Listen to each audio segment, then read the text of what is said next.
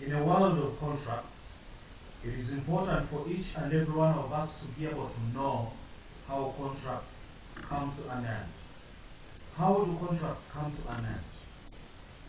That is a topic that each and every business person needs to know about.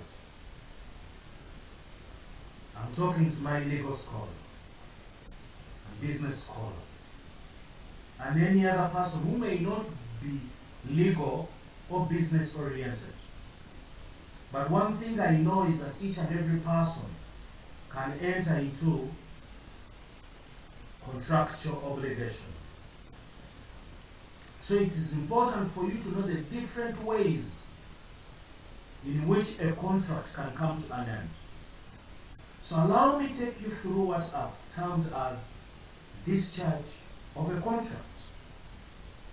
How do contracts come to an end? And that is very important. Because before you enter into a contract, it is important for you to know how that important will come to an end. What are the different ways in which a contract can come to an end? Very important. So what is discharge of a contract? And we're saying that as a general rule, only a person who is a party to a contract has enforceable rights or obligations under it. It is only a party that has rights in a contract who can have something to say about that contract. And that is very important. If you are not a party to the contract, then there is nothing you can do about that contract. If a contract is between A and B, C cannot enter into such a contract in case of any eventuality. That is very important. This is also known as the doctrine of privity of contract.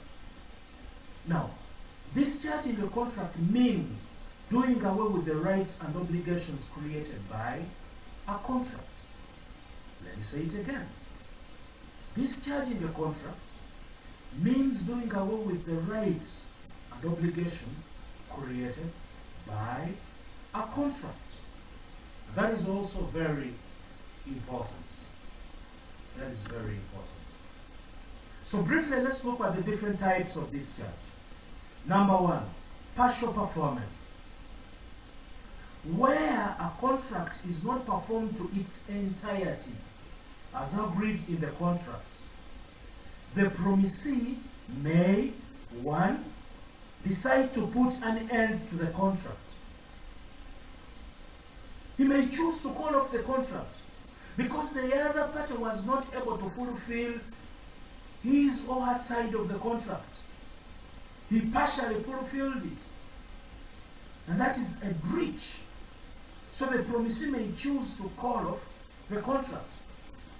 And number 2, the promisee may signify by words or conduct to its continuance. So, the power remains with the promisee to decide whether to continue with the contract or not. Another type of discharge, or another way in which a contract can come to an end, is what we have termed as a discharge that comes by frustration. Something happens and it frustrates the contract. What is the frustration? This is where events take place after the contract has been made, which make performance of the contract impossible or commercially sterile. And these acts are usually out of the control of the said parties.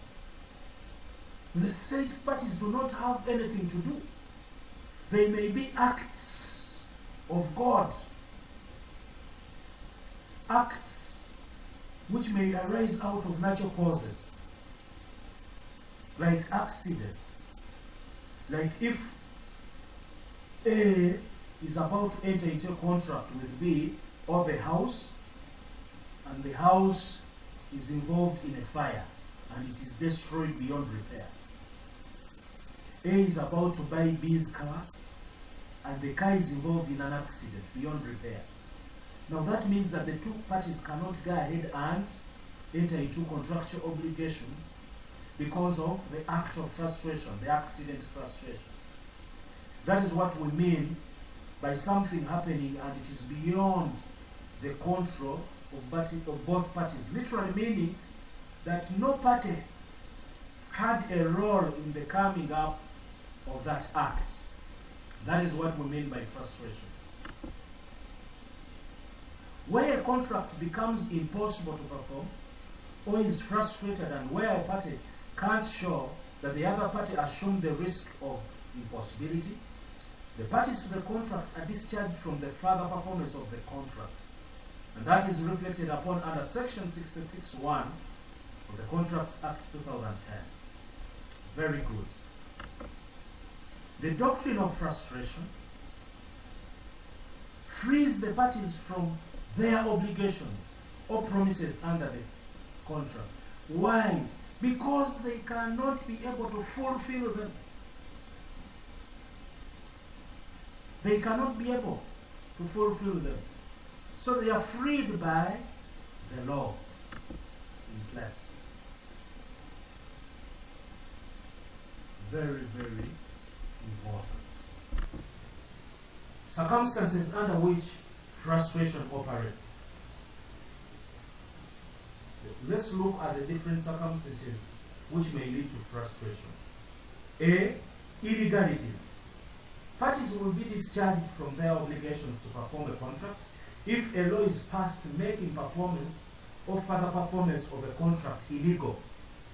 The frustrating law should relate to the main object of the contract for the whole contract to be frustrated. If a law is passed which declares their contract a nullity or an illegality, then parties cannot continue into contractual obligations. B. Impossibility.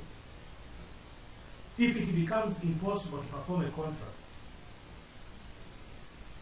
for example, impossibility to perform a contract may arise due to destruction of the subject matter, like the accident example I talked to you about.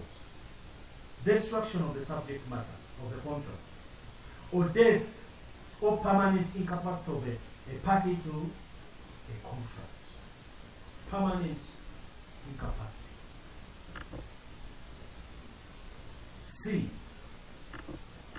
Destruction of the subject matter of the contract. If the subject matter of the contract is destroyed, the contract is frustrated. The contract is frustrated as long as the main purpose of the contract is defeated by the destruction of the subject matter. That is very important. If the subject matter is what? Is destructive. What do you do in such circumstance? What do you do in such an instance as one of the parties? That literally means that you cannot go ahead and contract.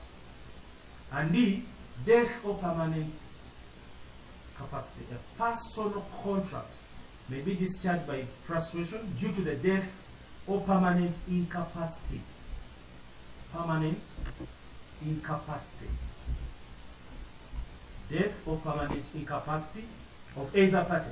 Permanent incapacity may include unsoundness of the mind. And E, legislation.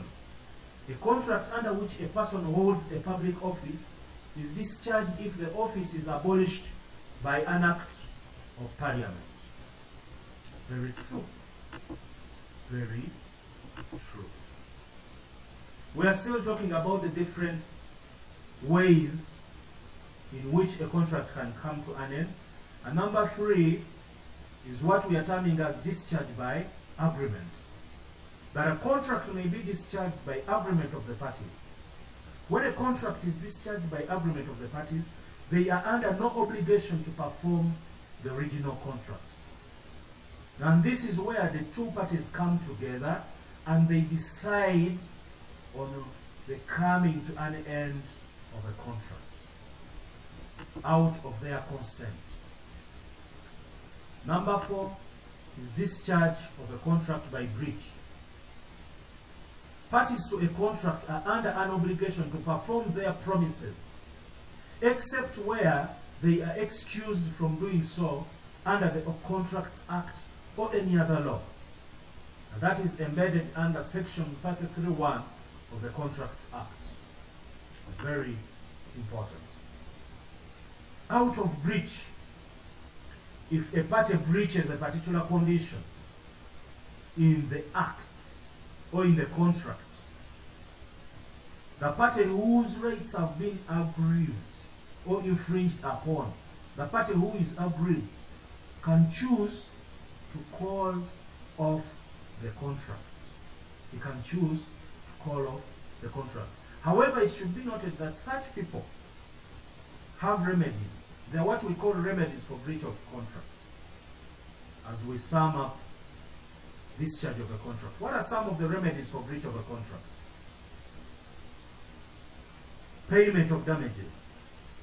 Under Section 61 of the Contracts Act, a party who suffers breach is entitled to receive from the party who breaches a contract compensation for any loss or damage caused to him or her by such a breach. So, payment of damages to a party whose rights have been infringed upon or who is aggrieved. Number 2, specific performance. The party that has breached may be ordered to perform that which was supposed to do. And that is under Section 64 of the Contracts Act. You are ordered by court to fulfill your side of the contract. And that is also very important. And thirdly, another remedy is injunction.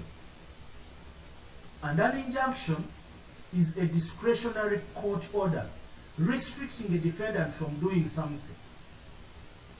Court may put in place an injunction stopping one party to fulfill his side of the contract. And that may stop the contract from being fulfilled. Why? Because of the said court order. A restrict. Maybe the two parties were about to enter into an illegal contract. And court comes in to restrain them from fulfilling the said contract. And lastly, under the remedies, we have what we call repudiation. That a party who suffers breach, in bracket the injured party, may be entitled to terminate the contract unless the injured party decides to treat the contract as continuing, and instead sues for damages or seeks performance by the other party. So, those are some of the ways in which contracts can come to an end. And we have also had the benefit of looking at what are referred to as remedies for breach of contract. Thank you.